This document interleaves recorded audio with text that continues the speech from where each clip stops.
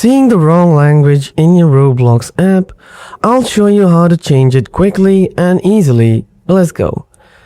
Open the Roblox app on your Android phone and tap the three-line bar at the top left corner.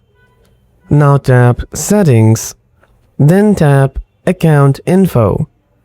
After that, scroll down and look for the Language section. Now tap the box under the Language section. Then you will see the pop-up menu with many languages. Scroll it and choose your preferred language.